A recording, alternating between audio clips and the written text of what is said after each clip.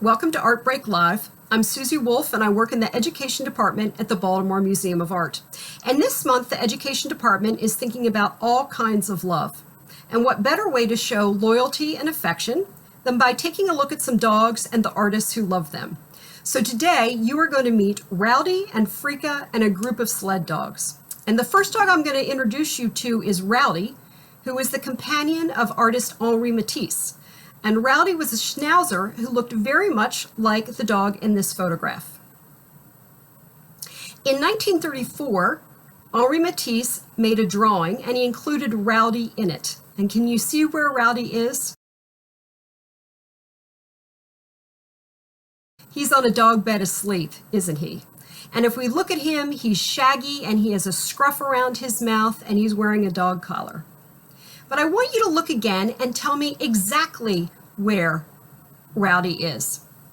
Well, we can see that he's in a room, isn't he? And he's under a table in a spot that seems to fit him perfectly.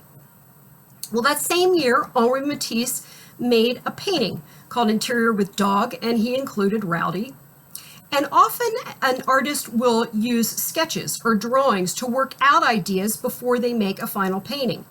And that's what that sketch was, a working out of ideas for the painting. So what I'd like to do is to compare the two, and the first thing I'd like you to do is to look to see what's similar between the drawing and the painting. So take a look.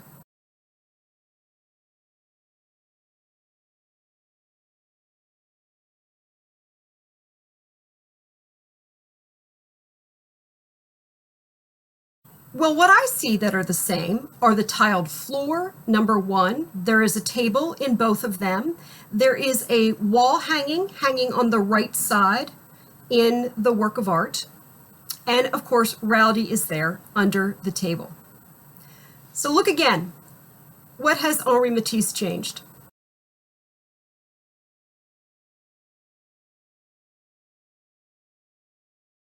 Well, we can see that he's gotten rid of the radiator and inched the table over closer and closer to the left-hand side of the canvas, hasn't he? And now almost the entire back wall is a pattern. And a pattern is either colors or shapes that are repeated. And we can see that that back wall is now a purple color with small squiggles on it, isn't it? And one other thing that has changed is that we still have the wall hanging, but instead the artist has now put yellow sort of floral dots on it, hasn't he? Well, let's take a close look at Raoudi now. And look how smooth he is. He's gray and very smooth. And his scruffiness is gone, and his shagginess is gone, and also his collar is gone. And one of the reasons may be that when Matisse was painting, he liked to use sort of broader strokes of color and rather than very detailed work. So here we see Raoudi on the legs of Henri Matisse sound asleep. So let's let Raoudi continue his nap and we'll step away and I'll introduce you to Pablo Picasso's dog, Frika. You can see Frika, the white dog here, struggling under the arm of Pablo Picasso. And Picasso has another dog in this photograph, sitting nicely beside his friend Fernand, and the dog's name is Feo. And Picasso was such a dog lover that he cared for at least 9 dogs during his lifetime. So about 3 years after this photograph was taken, Picasso, Frika, and Fernand sat for a group portrait of friends painted by the artist Marie Laurencin. And Marie Laurencin included a symbol with each person in the portrait, and a symbol tells us a little bit about them. So in the center of the composition is the French poet Guillaume Apollinaire, who was very famous, and in his hands is an open book that may represent the poetry that he's written. Beside him, Marie Laurencin herself is in the painting, and she carries a red rose that she looks like she's getting ready to give to Apollinaire. And a red rose usually symbolizes love. And at this point, when the painting was made, she and Apollinaire were very much in love. On the other side of Apollinaire is a portrait of Fernand, Picasso's friend, who was a lover of extraordinary, outrageous hats. So Marie Laurencin painted a big vase of flowers behind Fernand. And if you look at it from certain angles, it looks like Fernand is wearing a big flower hat. And then finally, we see Pablo Picasso, and in his lap is the white dog Frika. And Picasso so loved Frika that he took the dog everywhere he went, and that's why Marie Laurencin included Frika in the painting. Before I show you the next group of dogs, I just wanted to say that if you have questions or comments about Matisse's dog Raoudi, or about Picasso's dog Frika, or about the dogs you're getting ready to see, go ahead and type them below. And my colleague, Veronica, will be coming to you live, and she'll try to answer your questions then. So what I want us to do is to put on our heaviest coats, because we are going to go ahead to a very cold place to meet the artist Rockwell Kent and his big team of working dogs. So this is his painting called Artist in Greenland. And Greenland is a huge island that is mostly located in the Arctic Circle, very close to the North Pole. And so it would have been cold most of the time. So Rockwell Kent painted this scene of a glacier or an iceberg surrounded by snow. And if you look, you'll see he used a lot of blues and greens in this painting, and they're considered cool colors. So an artist would use these colors to indicate that a place is very cold. So we have an iceberg and glacier and a lot of snow, but let's look again in that painting, and what else do you see? Well, I know that I see the artist, Rockwell Kent himself, standing on a sled and painting the scene at an easel. And if you look at this photograph, you can see the specially built sled that was made for Rockwell Kent and was pulled by his team of sled dogs. And the sled had a heavy easel that was built into it, into the sled, and it would also carry his many canvases and painting supplies. So the dogs that he had to pull this sled would have to be very strong and would also have to have very thick fur. And the Kents lived mostly in places with cold weather. They lived in Alaska and northern Canada, and also at the southern tip of Argentina, very close to the South Pole. So they often had teams of dogs with them. So Raoudi and Frika and Rockwell Kent's sled dogs were very much loved, as you can tell from the paintings they were included in, and also from the photographs of the artists and their dogs. And in just a second, Veronica is going to come to you live, and she'll show you images of other dogs in the BMA collection that were also dearly loved.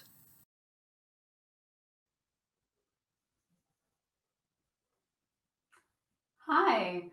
As you can tell, I'm not Susie, I'm Veronica, but I also work with Susie at the Baltimore Museum of Art, and I'm delighted to get to spend some time with you talking about dogs and the artists who love them. So one of the great things about Art Break Live is that we can share things that you can't see at the museum because we're not open yet, but also things that are not currently on view. So I wanted to say, yes, Susie is asking for more dogs. So let's bring in our first dog, a dog who was so inspirational, and he was depicted twice. So I would like you to meet Jupiter. And here he is. So this is a dog named Jupiter. And he has, I think, a really nice story, which is that he was originally painted by a painter named Louis Jardin, who was famed for painting hunting dogs and really special pets. He painted the dogs of Napoleon III. And among this, cast of lots of dogs, he included a painting of a dog named Jupiter. But if we look closer at this, you can see that it's not actually a painting. It is a print, and it's an etching at that. So if we can take me off screen, we'll take a closer look at some of these details.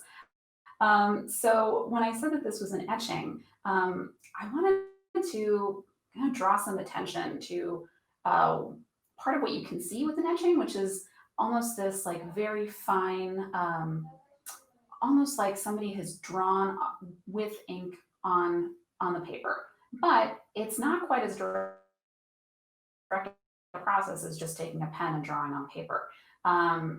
This dog was created by an artist named Lepic, and he took a metal plate and covered it with a wax that would be sort of that would resist an acid, and then drew all of these really fine little feathery details that look so much like dog fur. Um, and then, you know, took the took the wax off, inked the plate, and then printed. So the artist Lepic was much younger than Jardin, who did the original painting. And if we can take a look at the full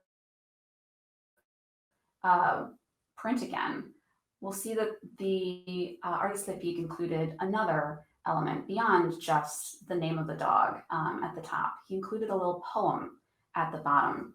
And so this is where I really hope that I do right by all the French teachers I ever had. I'm going to read this poem in French to you and then the translation so that we can kind of get a little bit more of a sense of who Jupiter sort of was to Ludovic Lepic.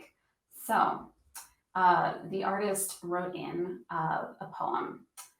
De mon sourcil, de mon œil olympien, moi Jupiter, je ne peux que l'enrer. Si Lazare ne me fait naître chien, j'aurais servi dans la gendarmerie. Jupiter. So you can hear that there's kind of this flowing rhyme to it. It doesn't rhyme in English translation, but to give you an idea, it says, sort of in the voice of Jupiter, from my eyebrow, from my Olympian eye, I, Jupiter, don't like people to laugh. If fate had not made me a dog, I would have served as a policeman. Jupiter. So I think it's kind of a cute testament to just how much dogs can inspire artists. And I'm curious if there are folks who are watching who have pets of their own or animals who have inspired your own stories, your own poems, artworks, and yeah, let's see if there are any folks who have things to share or comment.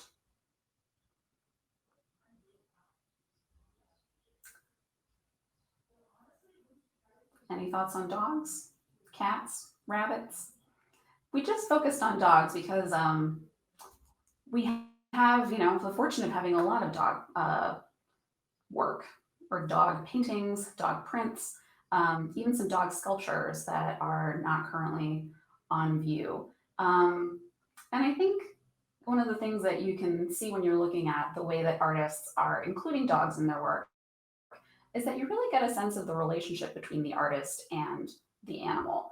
I mean, to have Marie Laurencin include Frika in a portrait of a group of artists, Frika is this cute dog in the corner, but Frika is, she's pretty substantial. She's right up there in the front. She's, along with Apollinaire, who's sort of seated right in the center of this painting. She's a pretty significant character. So we really get to see kind of how people sort of think about all of the folks, well, all of the creatures, both people and animals, who kind of make up their circle of the folks that they care about and the beings that sort of bring them joy and love. So I'm wondering if there are any other thoughts, questions, things that sparked your curiosity, whether that was looking at maybe the Rockwell Kent, the artist in Greenland. And this one has a really sort of interesting tidbit to it, which is that the painting that you see was essentially done in 2 stages. You can kind of think of it that way. In that the first go around, Kent, the artist, just painted this dramatic glacial landscape. All you had was the snow and the iceberg, and this really deep, intense blue sky. But the person who purchased the painting requested that Rockwell Kent paint himself in about 25 years after the original painting was made. So he made you can see that he included himself both painting the scene, and if you look really closely at the canvas, you can see that it is in fact, the iceberg that is in front of him, and they also painted in his sled dogs. So let's see, we have a comment now from Katie, who says, we love dogs and do an art show for students every year for the Maryland ASPCA Humane Society of PG County. Are there any tips we can give young people when it comes to drawing our furry friends? I think that's a great question. And one of the things I would say is that there's no right way to draw your furry friend. One of the things that we got to see in the small selection that we had here is that artists play around with what their dogs look like. With the Jupiter painting, or Jupiter print, there's a lot of detail. There's a lot of attention to just how furry he is. And that really gives you a sense of like, this is a real animal that you might want to, play with and snuggle. With Matisse's Raoudi, in the drawing, you can see that he's, super scruffy and there's a lot of line work. But in the painting, which we're seeing now, Raoudi is really smooth, and there's a lot more attention to just sort of the shape of the dog, and kind of, he's almost like this moment of calm in a very sort of vibrant and colorful and incredibly patterned environment. So if I were giving some tips to your artists, I would say to think about what is the thing that is most sort of interesting or characteristic or that you love most about this animal. If it's a fish, maybe you really love the way that they shine, and you can have some sparkle. If it's a dog, maybe you really love to see this dog in motion, and you can kind of draw the dog sort of in motion. But I think it's really about connecting with what you love about the animal and then figuring out how you can represent that in your artwork. We have another question from Christy Wolf. Do we have any of Andy Warhol's dachshunds? And I'm gonna have to say that that is a question we can answer afterward, because I know that we have Warhol works, but I don't know if we have any dachshunds. If you're looking for dogs from an earlier century, we do have some sculptures by Barry, sort of like hunting scenes in bronze. But let's see. Sarah Katzen says, I heard the sculpture garden is open. And I believe that we do sort of have a soft open of the sculpture garden. You can look at our website for more specific information about kind of reacquainting yourself with some of the friends that we have in the sculpture garden. All right, are there any other thoughts, questions, things that you want to talk about dogs, or things that you want to say or share about dogs and the artists who love them? And I'm going to give it a few more seconds because I know that there's a tiny bit of a lag between when people are actually typing in on Facebook and when I get to see it on my platform. But if not, I do want to thank Susie for doing a wonderful job with this episode and for setting me up to have this conversation with you. Susie is enjoying vacation, a much deserved one. So I am delighted to be able to kind of step in for the day. And if we don't have anything else, I am going to thank you again for joining us. And I hope that having, taking a look at some of the dogs in our collection has inspired you to maybe look a little bit differently at the animals in your life, whether they're your pets or the folks that are the animals that you see kind of around your neighborhood. Perhaps they can serve as your own artistic inspiration. So I encourage you to join us again in 2 weeks for Art Break Live. And we look forward to seeing you again on Facebook Live. Thanks so much and take care.